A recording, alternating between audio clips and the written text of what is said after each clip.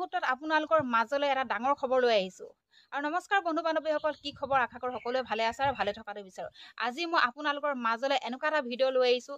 এতিয়া ৰাজনীতি লাগিছে, পুৰা হাহাকাৰ লাগি আছে। যিহেতু লোকসভা নিৰ্বাচন দিন চাপিছেই, যিহেতু এপ্ৰিলত হোৱা কথা আছে। এই আগমুহূৰ্তত তেওঁলোকক কোনোবা গৌৰৱ গগৈ ডাঙৰে কোনোবাই ভাবুকি দিছে, ফোন কৰি ভাবুকি দিছে, কথাৰে আক্ৰমণ কৰাৰ নিচিনা কৈছে। আক্ৰমণ কৰিবলৈ আৰু বাকী আছে। তেওঁ এতিয়া একদম মানে দুখত ভাগি পৰিছে।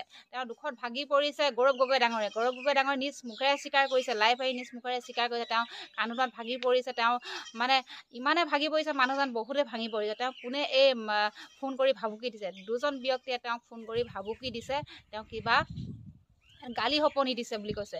গতিকে আপোনালোকে এই ভিডিঅ'টো লাষ্টলৈকে শুনিব লাগিব, চাব লাগিব, তেতিয়াহে বুজি পাব তেওঁক কোনে দম দিছে বা কোনে গালি দিছে, কোনে আক্ৰমণ কৰিব বিচাৰিছে। হয়, এই মুহূৰ্তত পুৰা একদম হাহাকাৰ লাগি আছে ৰাজনীতি। খুব ভয়াৱহ এটা মানে হাহাকাৰ লাগি আছে এই মুহূৰ্তত। গতিকে আপোনালোকে এই নিউজটো আপোনালোকে চাওক আৰু তেতিয়াহে বুজি পাব আচলতে হৈছে কি। নমস্কাৰ বন্ধুসকল, ইতিমধ্যে মই শিৱসাগৰ আৰু ডিমৌ অঞ্চলত গৈ গোটেই দিন ঘূৰি এতিয়া অলপ এটা সৰু জিৰণি লৈছোঁ আৰু ভাবিলোঁ যে আজি দিনৰ যে কিছু দুটা কথা মোক যথেষ্ট মনত আঘাত পেলাইছে, এই কথা আপোনালোকৰ সন্মুখত ব্যক্ত কৰোঁ।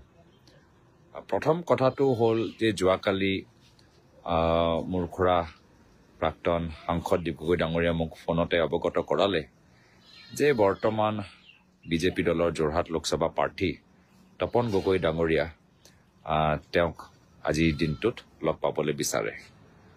মই নিশ্চয় তেতিয়া আজি যেতিয়া তেখেতৰ দুজনৰ মিটিং হ'ল, মোৰ কাৰণে হঠাৎ নহয়, এটা পৰিকল্পিত মিটিং, আগতেই দুজনৰ মাজত আলোচনা হৈ গৈছিল। কিন্তু পিছত গম পালোঁ যে আজি গোটেই দিন প্ৰাক্তন সাংসদ দীপ গগৈ ডাঙৰীয়া মোৰ খুৰাক বিজেপি দলে বদনাম কৰিবলৈ এটা চেষ্টা কৰিলে।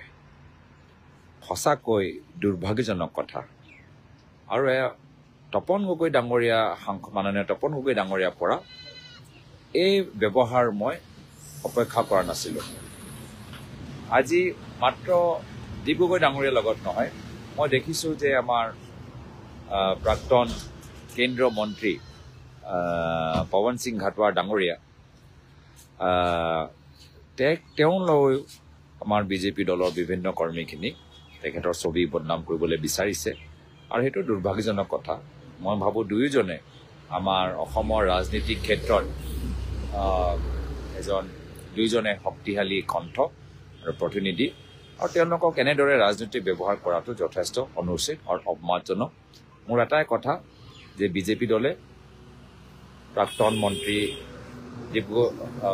মন্ত্ৰী পৱন সিং ঘাটোৱাৰ ডাঙৰীয়াৰ পৰা আৰু প্ৰাক্তন সাংসদ দীপ গগৈ ডাঙৰীয়াৰ পৰা দুয়োজনকে ৰাজনৈতিকভাৱে ব্যৱহাৰ কৰি বদনাম কৰিবলৈ যে এটা ষড়যন্ত্ৰ কৰিলে, তাৰ বাবে দুয়োজনকৰ পৰা ক্ষমা বিচাৰিব লাগে। মই এইখিনি কথা আপোনালোকক ক'বলৈ বিচাৰিছোঁ আৰু আজি এই ফেচবুক লাইভত মোক যোগ দিয়াৰ বাবে মই ধন্যবাদ জ্ঞাপন কৰিছোঁ। শুভৰাত্ৰি।